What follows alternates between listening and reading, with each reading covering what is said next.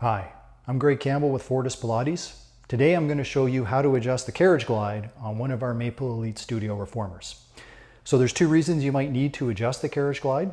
The first reason, and I'm recording this in August of 2024, so the first reason is a handful of our recent customers received a reformer and the carriage glide wasn't perfect. So this video will help you get it perfect. And the second reason is if you're a studio and you've got customers using and abusing your equipment for months on end, over time you might need to readjust the carriage alignment just to keep the glide optimal. So let's get started.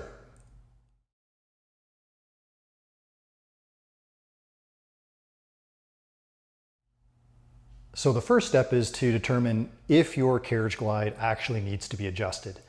Now this is very easy to figure out. Basically, if you ever hear that the carriage is rubbing on the frame, you need to adjust your carriage glide. And the exercise that'll bring that out first is anything that puts asymmetric load on the carriage.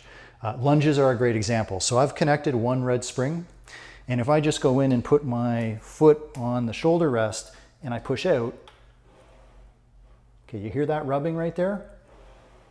Okay, that's wood on wood. So let me show you up a little bit closer exactly what's happening here. Okay, so here's a much closer up view. And what I've done is I've put a mic here so we're going to be able to hear it. But what you want to watch for, right now there's a gap between the carriage and the frame. But as I apply the load onto the carriage and it moves, you're going to see that that's going to get pushed in and it will actually contact and scrape along the frame. That's the noise that you're hearing, and that's the little bit of roughness that you're feeling in the glide. It's actually this corner of the carriage rubbing on the frame. So let me show you what that looks like. I'll go ahead back into my lunge. I'll move the carriage. You can see it move in right there. And there's the rub. You can hear that. So that's the issue. The issue is that there's too much ability of this carriage to move back and forth. And we need to correct that. And let me show you how it is that we go about doing that.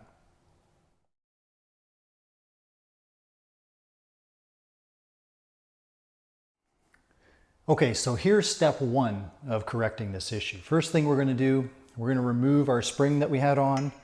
So now our carriage is free to move. And what I'm actually going to do is I'm going to pick up the carriage and I'm going to flip it onto its side.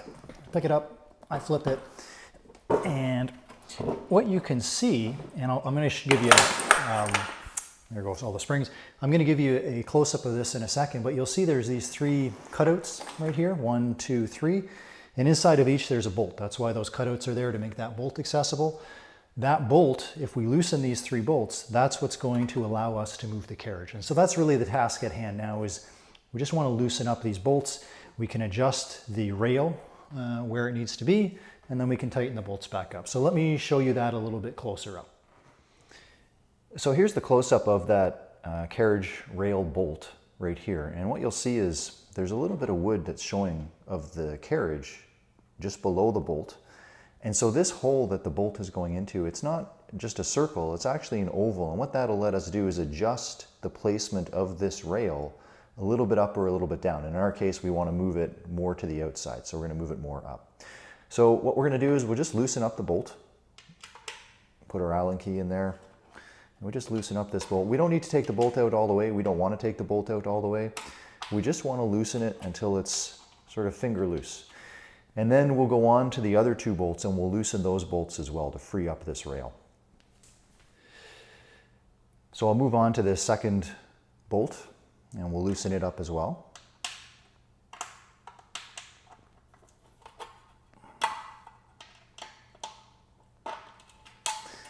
Okay, so that's finger loose, and we'll do the last one. Loosen that up. Okay, and that's finger loose as well. So now what I can do, I have all three bolts loosened. You'll see this rail has quite a bit of movement back and forth. So it was about here before, and there was too much play in the carriage. If I move this out, it'll be much better. Now that the rails are further apart, there'll be less play in the carriage, and we won't have that same problem with the rubbing.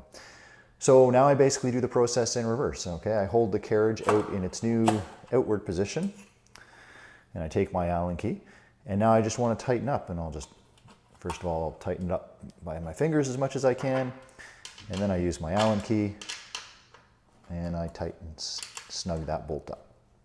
And I want it to be fairly snug. I don't want to overdo it, but I do want it to be fairly snug so it doesn't come loose. Okay, that's pretty good. And then I work my way down essentially. And I want it to be roughly straight. I don't want it to be really crooked. If the rail's really crooked, you can have very similar issues to the carriage rubbing. Doesn't need to be perfect, but I do want to get it sort of as close as possible to being straight. And I can see that just by the amount of wood that's showing. I want the amount of wood showing on each of the little cutouts to be about the same. So that's pretty good there. I'll tighten this up with my fingers as much as we can. And then we'll tighten up the Allen key.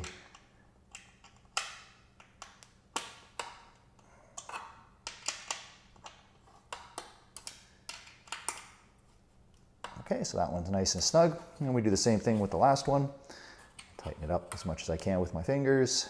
Use my Allen key. Okay, so we've adjusted the rail now. All we have to do is put the carriage back on and our problem should be fixed. So let's flip that over now. So we'll put the carriage back on and we just grab it and flip it back up onto the rails. There we go. And I can check it right now and I can already see there's very little lateral play. So I'm pretty sure we've solved our problem. So to test that, I'll just do the same test we did at the beginning, and I'll fix my springs because they kind of flew around when we flipped the carriage, which is normal. I'll make sure they're each in their proper compartment. That's there. And goes that. Okay, so we'll do the same test. I'll connect my heavy red spring and I'll go and try a lunge and we'll see if we have any scraping that's happening or any rubbing. Okay, so now it's totally smooth. There's no issue at all. And I'll show you that close up so you can see what a properly aligned carriage looks like when it's being lunged like that.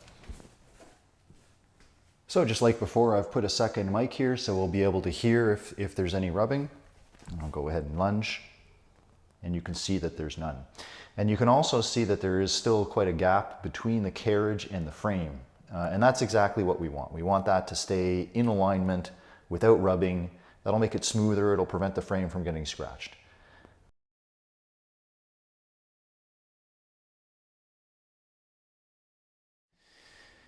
So that's how easy it is to adjust the carriage rails on one of our Maple Elite Studio reformers. You just flip the carriage over, you loosen the 3 bolts, move the rail out a little bit, repeat it on the other side if you need to, and then flip the carriage back over and the problem will be resolved.